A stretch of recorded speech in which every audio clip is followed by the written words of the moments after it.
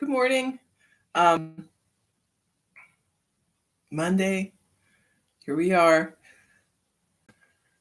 Good morning, Ruth and Deb and Dora.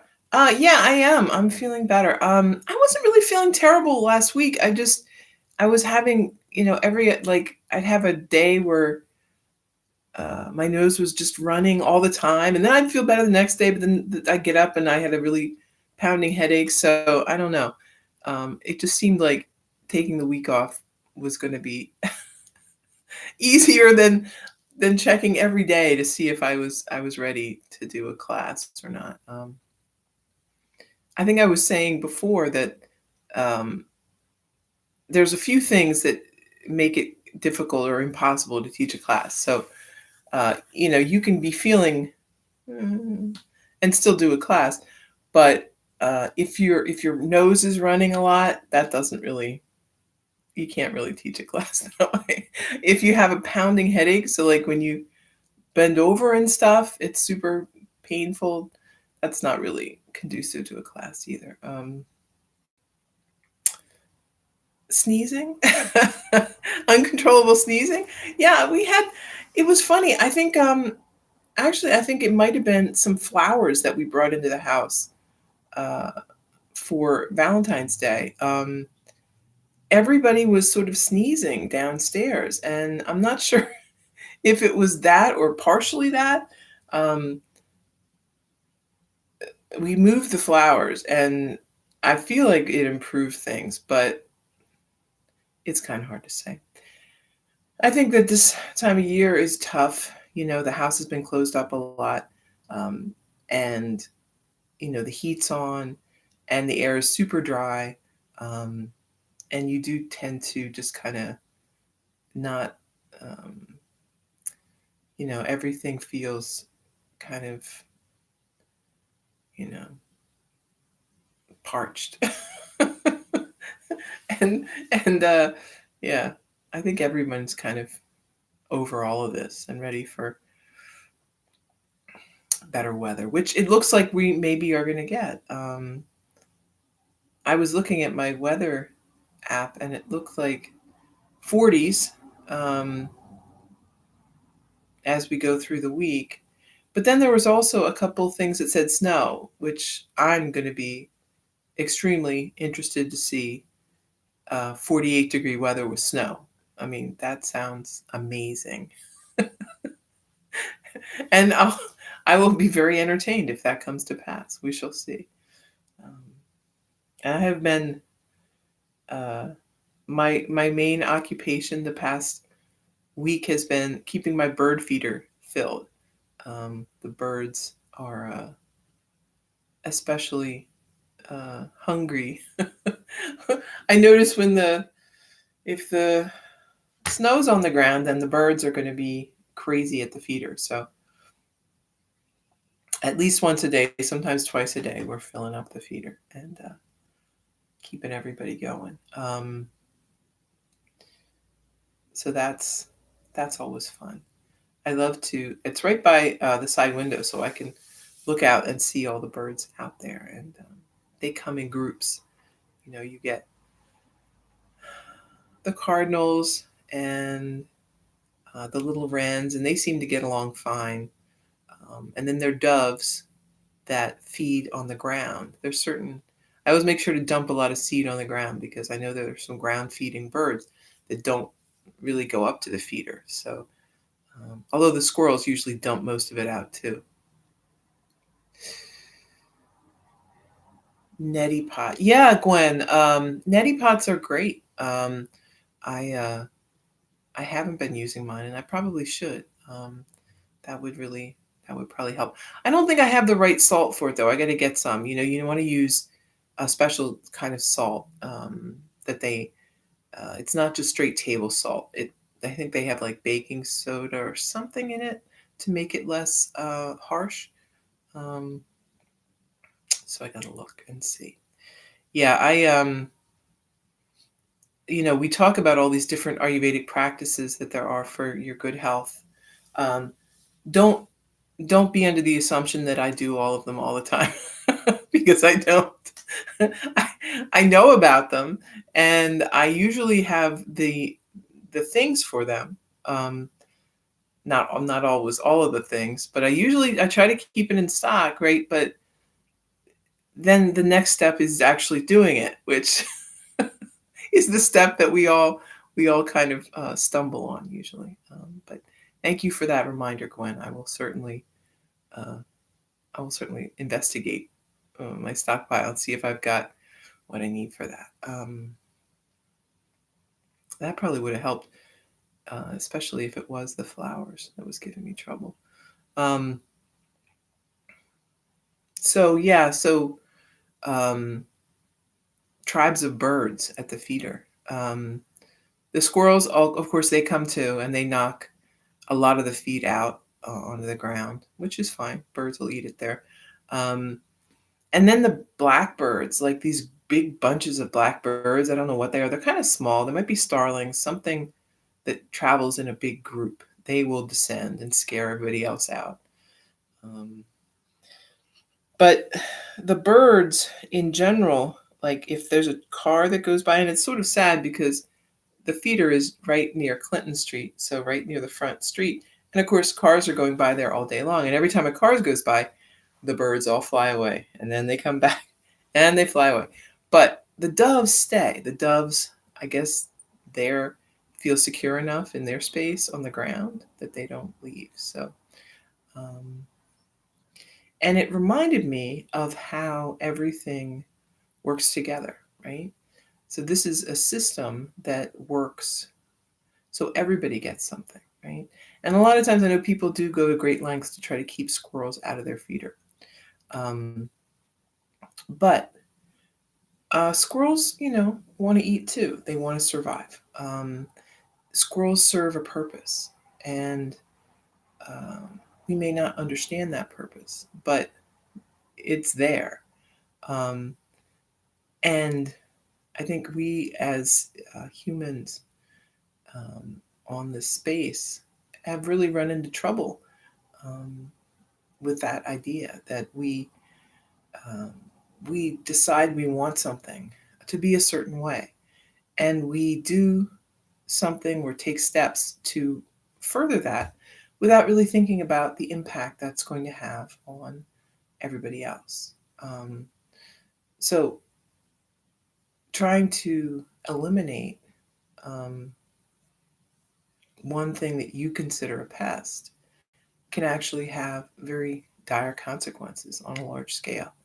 Um, I was reading an article about development and this idea that uh, we've pushed out into all of these wild spaces with all of these housing developments. And um, as a result, we have gotten rid of a lot of the natural predators of the different species, right? So all of the mid range ones are gone. So there's no wolves or coyotes, and not a lot of foxes. All of those things have moved on. And the only thing that's left are the little things like the squirrels and um, the mice. They were speaking specifically about Lyme's disease, which they think is um, passed a lot through these little. They're called whitefoot mice. So they're little mice, but they have white feet, right? Specific type, and they tend to carry this flea or tick rather that has carries Lyme's disease. And the mouse is very widespread now. It used to be under control from the other predators, but they've moved on because there's no room for them. But there's still plenty of room for the mice, and of course, the mice go where the food is, which is your house. So, in some areas, this has become a real problem. So when we stick our big nose and thumb into some of these situations, we're not sure what's going to happen as a result. Um, so rather than trying to make things our way, think about how you can work with the system, right? Um, I was reading an article, and I think it was actually on pictures were online, and I think it was actually in Delaware. Um, and I may have mentioned this before now that I'm saying it, but I'm going to mention it again. Um, a gardener who had a big garden and then planted a smaller garden for the animals, right? So his fenced off garden, instead of trying to breach the fence, the animals were happy to move into his um, open garden for them. Um, so if you are, planting things, plant more. Know that you're going to lose some to the animals. Instead of fighting them, instead of worrying about them, let them live. Um, if you're putting out seed for the birds, let the squirrels eat some. Who cares? It's some bird seed, right? It might be the difference for you, maybe a couple dollars in seed for them, the difference between life and death. And you don't know what that squirrel's role is. You might have something important to do. I was thinking about it today that my wild bird feeder is over here, the chickens are back here, and I saw a hawk up here over the weekend. And I thought, well, I'm sort of putting out a hawk buffet over here to keep the hawks from going over here. So, in that respect, the birds may end up playing a role for me, right? The squirrels and the birds, if they're distracting the hawks from my chickens, they're doing a job for me. And of course, I'm paying them by feeding them. So it's a complicated system. And there's probably a lot going on all the time that we aren't necessarily aware of. And we don't have to understand it all, right? Just like so many other things in our life, we don't have to understand and we don't have to think about the final outcome, right? Because we don't know. Who knows what the final outcome might be? And if we believe that it was important for us to know, we'd never do anything, right? We would be paralyzed for fear of doing something wrong.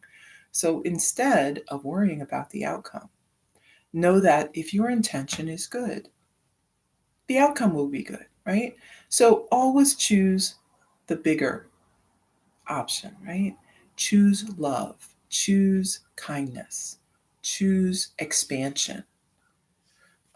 Don't hoard, don't be stingy. Share your bird seed with the world. Share what you have. Know that you're never going to go wrong with that, right? It's when we start being exclusive, when we start, um, eliminating certain people or certain things from um, our care and attention, right? When we start picking and choosing, well, this person is worth my time, but this person isn't. This job is not is below me, right? I'm not going to do that. I'm better than that, right? When we start discriminating and splitting things up, we're using um, we're not using our best intentions, right? We are um, we are separating, right? We're separating ourselves into pieces and our world. Um, so if there is an option, if you have a choice, always choose the big one. Choose the one that encompasses everything, the one that reminds us that we are all one, right? Keep that in the back of your mind, right? If we're all one, how are we going to let the animals starve? How are we going to um, hate some animals and love other ones? Doesn't make sense, right? Um, and again, we have to find our way with this and find what works for us. Everybody is on, a different gradient. My husband brought home. My husband brings home so many books from the library. He loves the library. If you don't know this, and you might not know this, so the Delaware library system, you can get books from anywhere in the state delivered to your library. So if you go online to their website and you find a book you want and it's not in your library, they will deliver it to your local library and then call you. You can go pick it up. In fact, you can't even go into the library anymore. Now you just have to pick up. But it's like, it's like getting a pizza delivery except library books. And you can imagine over the years with my husband and I are both big readers. All of my kids homeschooled. We had stacks of books, and we still do. Just my husband is just always going to the library, bringing home more books. Just have a whole book thing going on. So he brought a book, and I'm going to get the title of the book wrong, but it is something about like, why do we the premise of the book is like why do we feel differently about certain animals compared to others, right? Why do we have dogs as pets but eat cows or eat pigs? Why are some animals off limits and some animals are, free to eat? And it was a very interesting book. I wouldn't recommend that you read it too much unless you want to feel that maybe you need to rethink your consumption of animals. As with a lot of these things, they have their own agenda that they're pushing. But again, I mean, in the back of my mind, I know it's the right agenda, right? It may not be the step I'm not maybe not there yet. I still eat a hamburger, and I do like bacon, but it's important to be aware of these things, right? That is always the bigger option, the care option, right? So you may get there. We may all get there. I know as a species, I feel like we've got to get there to some extent.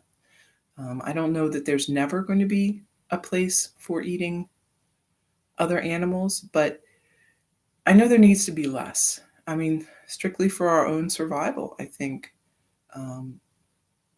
we need to scale that back. It's just not sustainable. It's too expensive. It's too resource. Takes up too many resources. There's just a lot about it that isn't very sustainable. Just like, trying to move towards more eco-friendly energy sources, we're going to have to move towards more eco-friendly food sources. And I don't think that's a bad thing, right? I wish we'd done it a long time ago. But again, like everything in, our big society, it's just like our small society.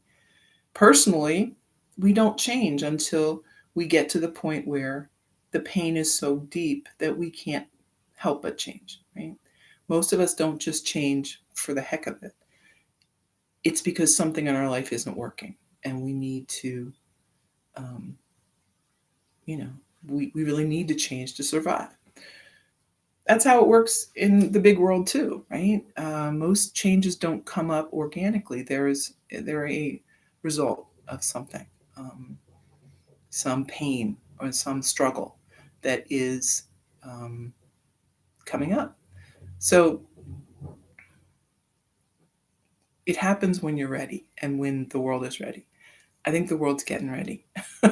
So it's a good book, and I'll try to remember the name of it, and I'll bring it to our class next time. Okay, so there you go. Choose the big option. Love everything. Love everyone. Maybe not every day. Maybe some days you won't be up for that. But overall, right? That's the way of peace and happiness. You're never going to feel bad, right? You're never going to feel bad for including everyone. It's when we start excluding and splitting things up that we start having problems everywhere, right? All right, so let's breathe a little.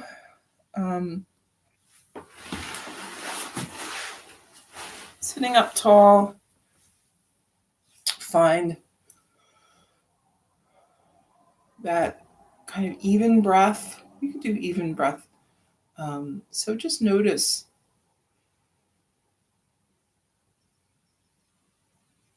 how the breath is going. Um,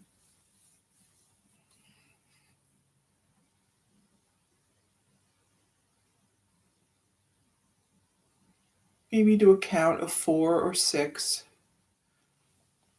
Make sure you've got the shoulders located over the hips. A lot of times we are kind of leaning forward without noticing it.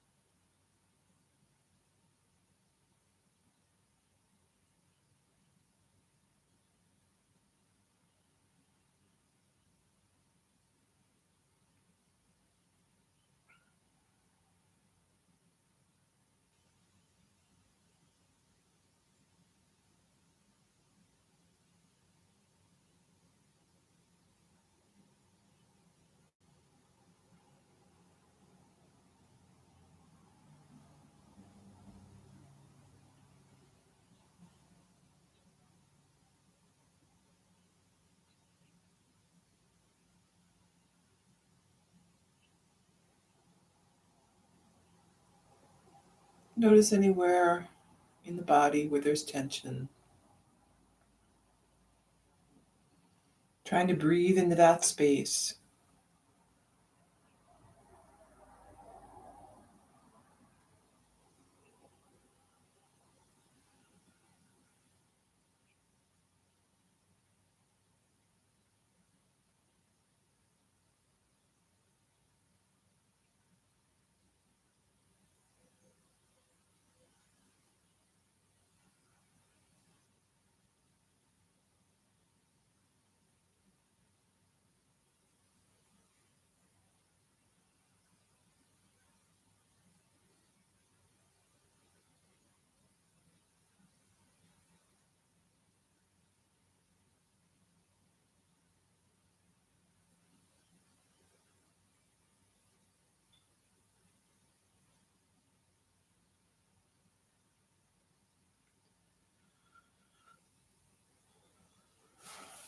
Take one more deep breath and then drop the chin down toward the chest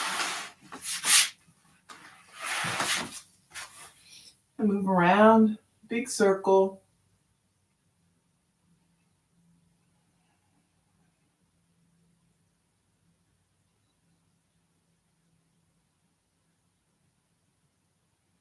One way and then the other.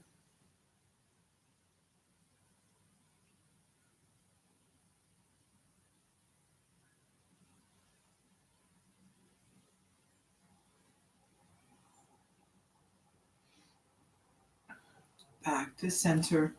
Lean forward a little, and then we're moving around.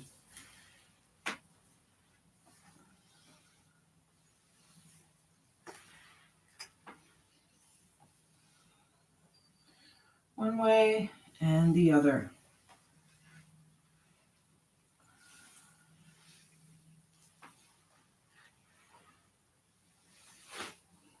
Back up to your seat, arms wide. Deep breath. Exhale, hands together. Inhale. Exhale. Inhale. And exhale. Once more. Inhale. And exhale. Interlace the fingers. Lift the hands. Gaze up. And then arms down by your side. Lift and lower. Lift and lower. Once more, lifting up. And then right arm by your side, reach across.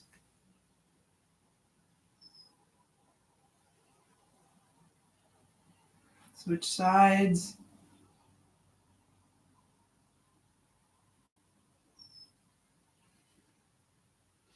Back to your seat. Lift the shoulders, roll back. And forward.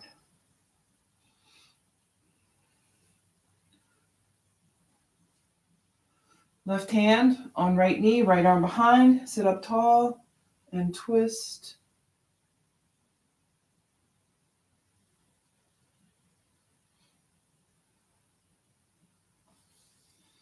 Back to center and twist.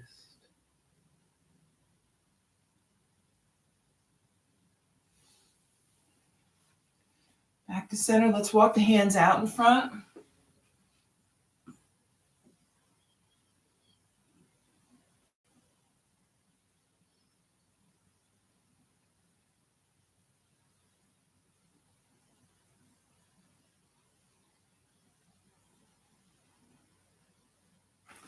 And then hands behind, fingertips point away from the body. Squeeze the shoulders together, gaze up.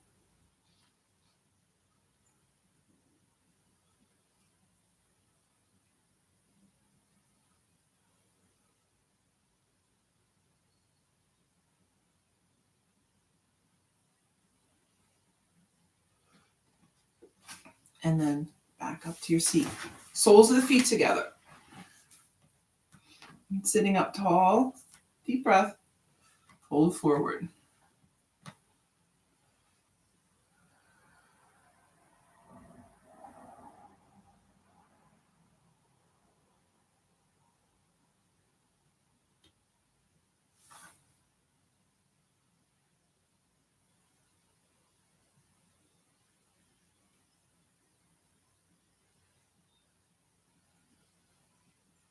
I didn't do any asana at all the whole week. So maybe you did. Maybe you did one of the videos. Hopefully, if you felt like it, you did. But I just took a break. And taking a break is not a bad thing. Sometimes it's good to just give yourself a little time. If you have a schedule, right, if you're trying to get somewhere with your flexibility or strength, then taking a break isn't always very helpful. But sometimes it's just good for your kind of your mental health to just do something different. Let's bring your legs out in front. Let's point and flex the feet.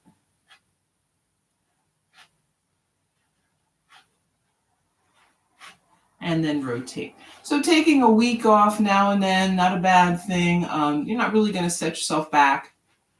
The problem is when you take a break, it's easy to let that week go into 2 weeks and then a month and then a couple of months, right? And then you will really have some trouble maybe getting right back into where you were.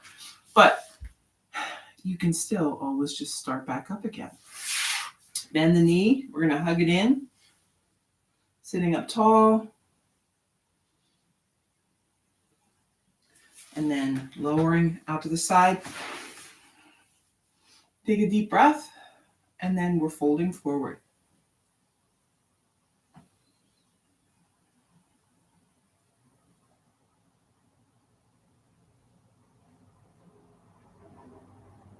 If we look at every day and every practice as its own thing, then we don't get hung up on this idea that we have to do a certain thing or be a certain way.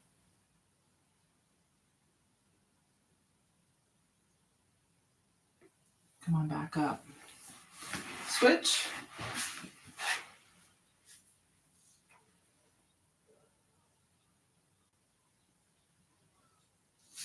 and lower the knee out to the side. And the practice is deep breath, fold forward. Practice is a physical manifestation of that, right? But that's the attitude that we want to have with everything in our life, right? Not beating ourselves up because this day is different than the other. Our energy level might be less. Our attention span could be less. Maybe we are going to get bogged down with work. Or maybe we're just going to have a lazy day, right? There is no rules about that except the ones we self-impose. Come on back up. Don't make your rules so stringent that you can't live with them, right? We want to be able to give ourselves some time. Deep breath, arms overhead, and fold.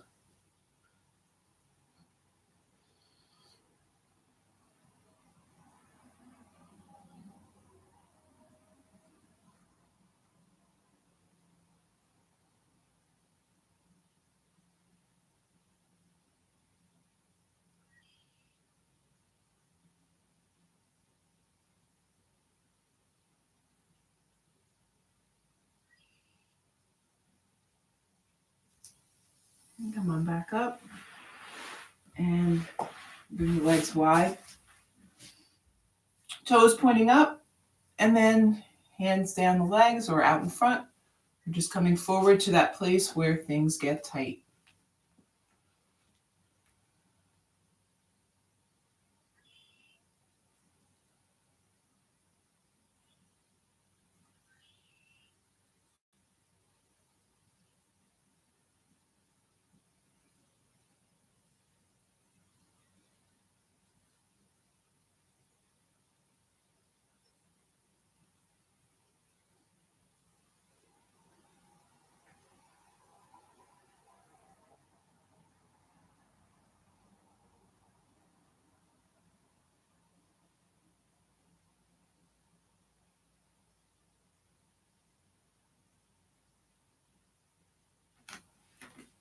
Come on back up. Let's bring the feet a little closer. And then folding forward again.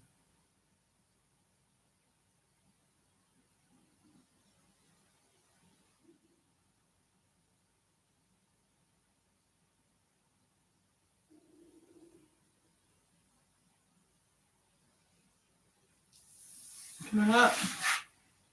Soles of the feet together again. Deep breath. Fold forward. Maybe a little further this time if that feels good. I can go a little further. Maybe you can too.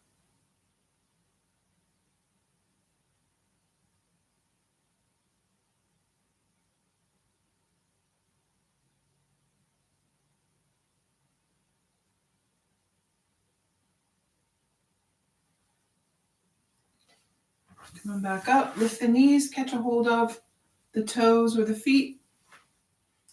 A little balance here. Find that steadiness. And then some extension.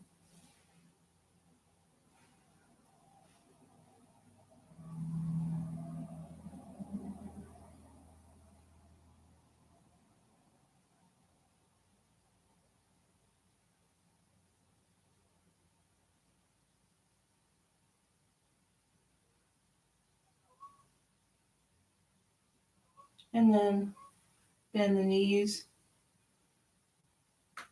Set the feet back down. And we will lower down or rock back. Resting on your back. Take a few breaths.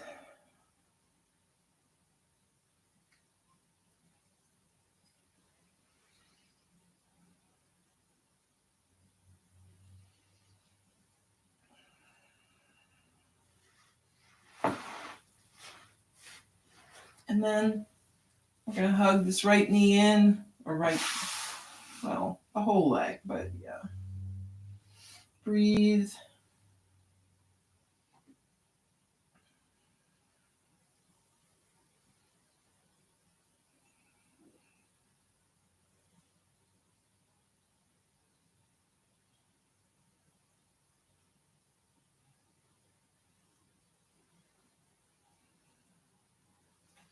And then we're going to extend this leg.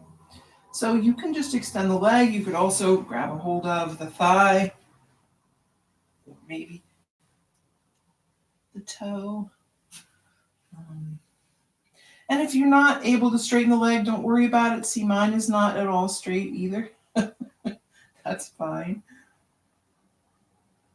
We're just working as straight as we can, which isn't, some days it's not going to be that straight. That's okay. If you want to lower that leg out to the side, you can. If you have a wall here like me, you're not going to get very far.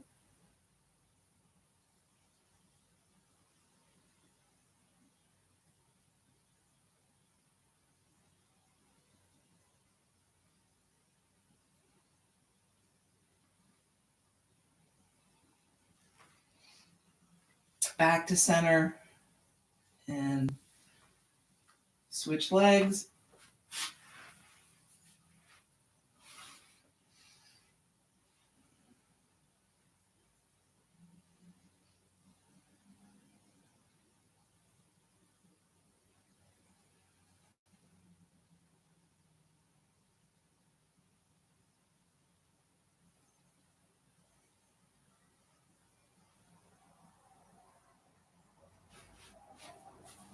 And then catch hold of the toe, extending the leg.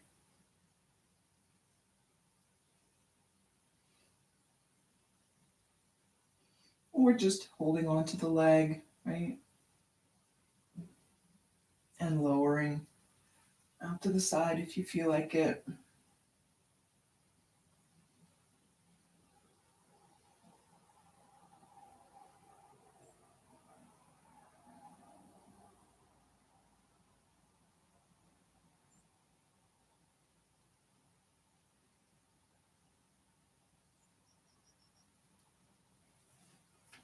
Back to center and then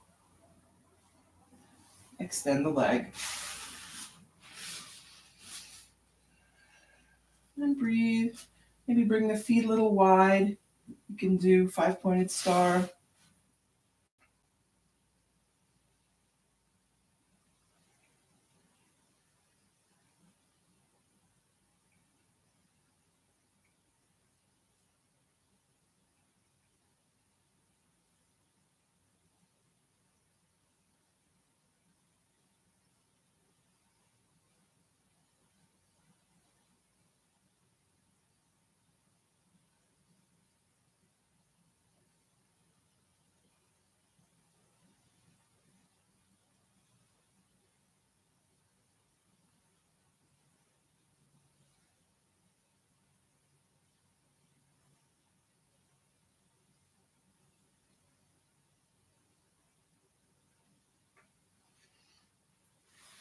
And then bring everything back to center. We're going to bend the knees, soles of the feet to the mat.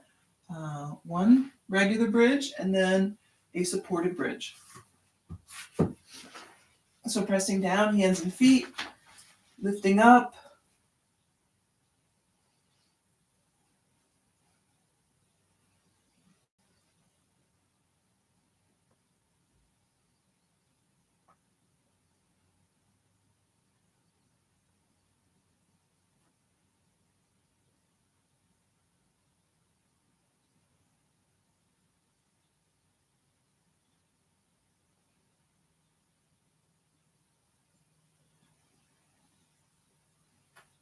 And lower back down. Take a couple of breaths. And then lifting up again. This time, find a good place for the block. And rest down on the block. Breathe and relax.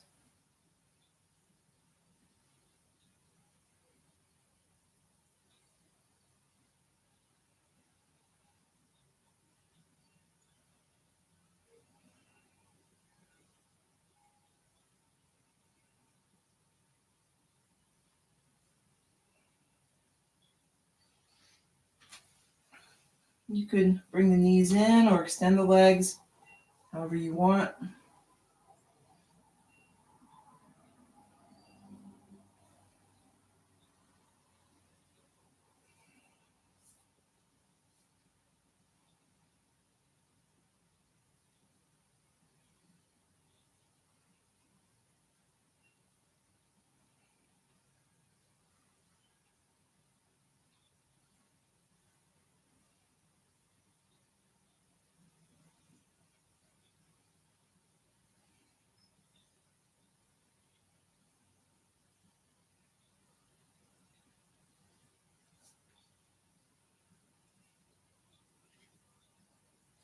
And then if your feet are up, rest them back down. Remove the block.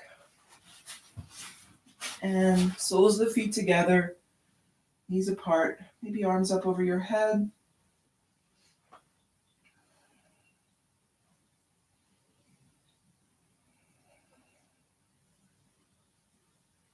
Find that steadiness and breathe.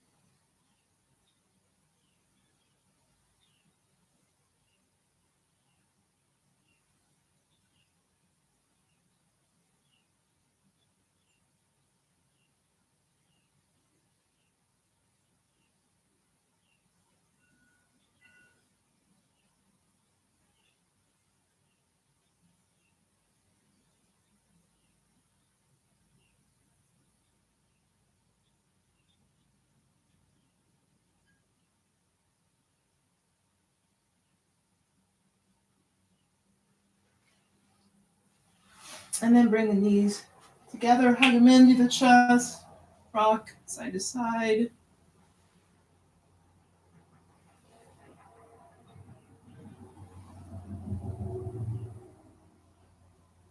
You can take happy baby here. So reaching for the legs, ankles, feet, whatever is accessible to you today.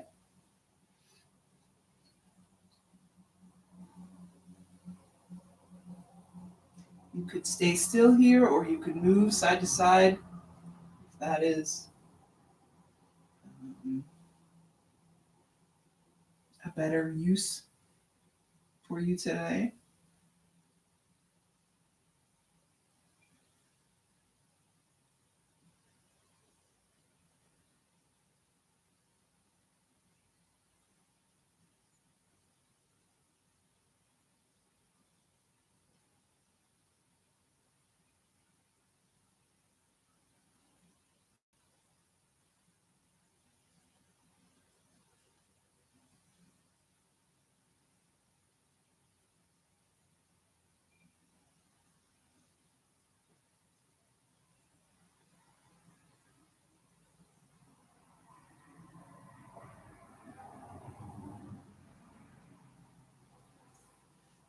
And then releasing the feet, extend the legs. Hands are by your side.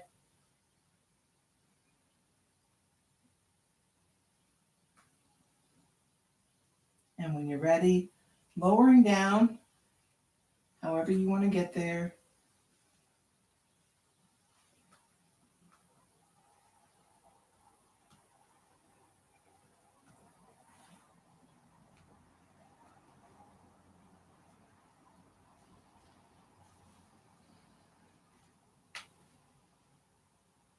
And take some breaths here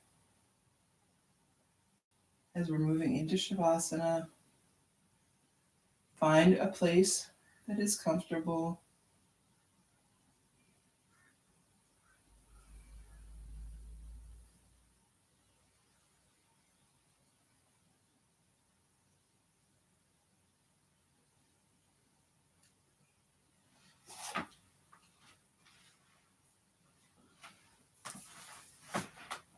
Let your body relax, kind of sinking down into the mat.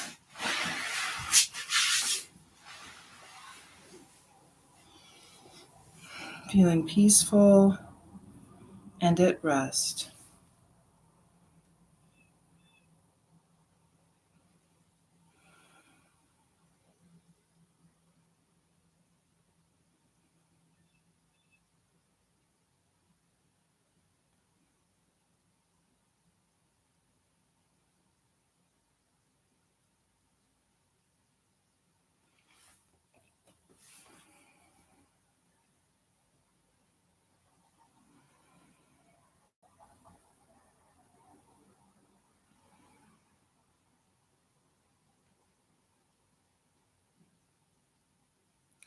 So it's a good idea to keep in mind where we are, our role in the world, right?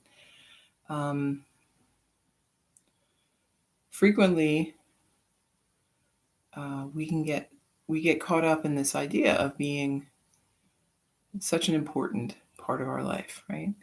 And in some ways, we are, right? I mean, we are definitely the star of our show, right? Um, we spend a lot of time thinking about what we want, what we need, um, what our uh, what our agenda is. How are we going to be further with that? How are we going to um, get more things that we need or improve something in our situation, right?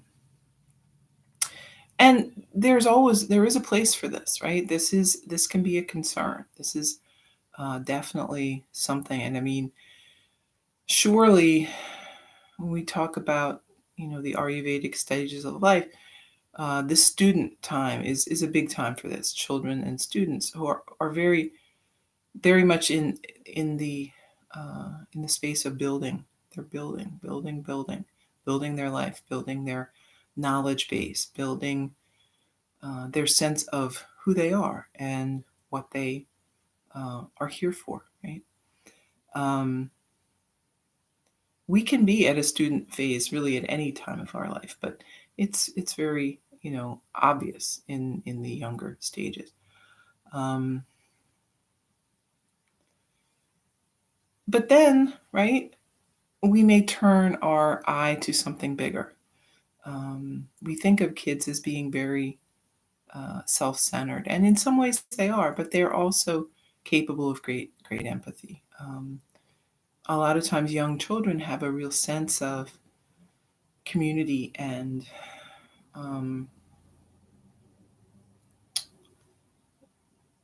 feeling what others are feeling and being sympathetic to others that sometimes we've forgotten by the time we get to be adults, right? So um, that's an important thing to think about. But surely by the time we are adults, we've begun to look outward a little bit. We are maybe taking responsibilities on with jobs, maybe raising a family, right? Which is kind of the ultimate source of understanding, right? How the whole relates to the individual. Um, there is um, not being a parent. There's not a lot of room for selfishness and for um, uh, not caring about what other people need or want. Um, I mean, you can try that, but it's not it's not gonna go over very well. Um, Living in a family unit is a great it's a great uh,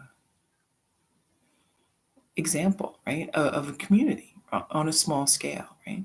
If someone is suffering, if someone is unhappy, the whole family is suffering. Um, if if you have someone who is not getting what they need, um, we're all going to hear about it, right? I, I hate I hate this thing that I hate this quote that people talk about, but they say, if mama ain't happy, nobody's happy.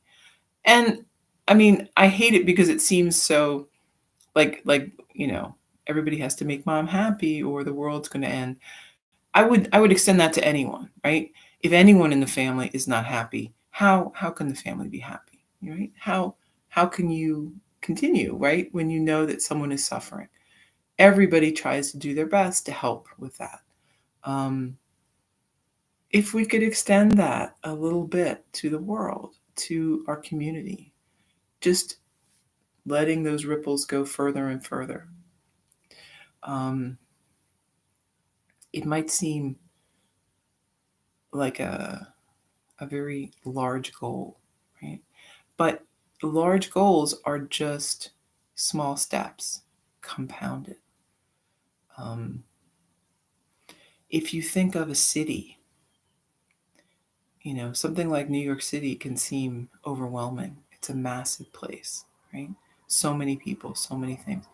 But New York City isn't just one big thing, it's a lot of small neighborhoods. It's a corner market, right? Surrounded by neighborhood people. It's different areas. Um, just like, you know, our society is made up of small communities and the communities are families and right? So it's goes back down to that.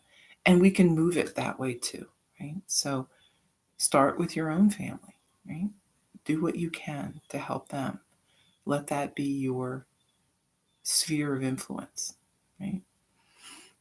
And if things are going well with that, maybe you have the energy to spread that out into your community a little bit, right? And if we all took some steps like that, think how much improved things would be. Um,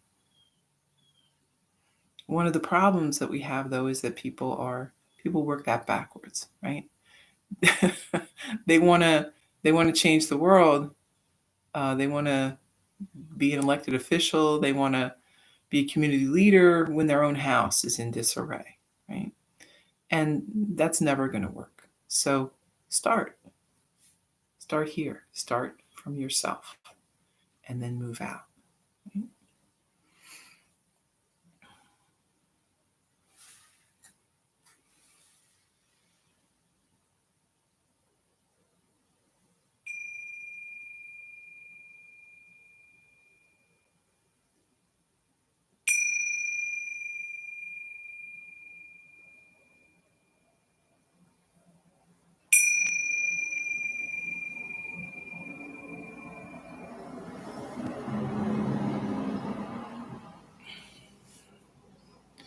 Moving fingers and toes, hands and feet,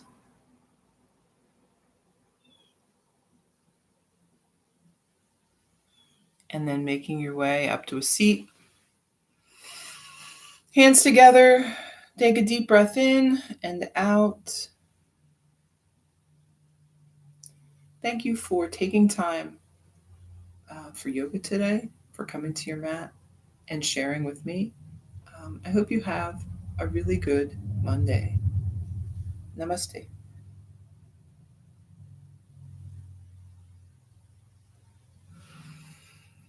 Great. Okay, let's do some meditation because we should. I had I have done some meditation this past week. Um, just not asking, but I did some meditation, so that's good. Um, all right, so we're sitting comfortably, relaxed, breathing, keeping that calm state of mind.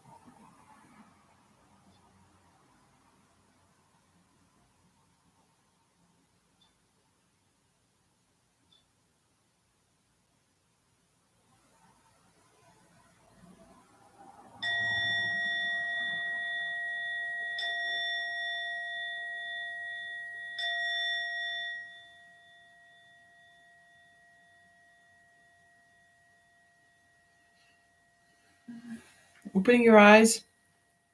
Come on back to everything.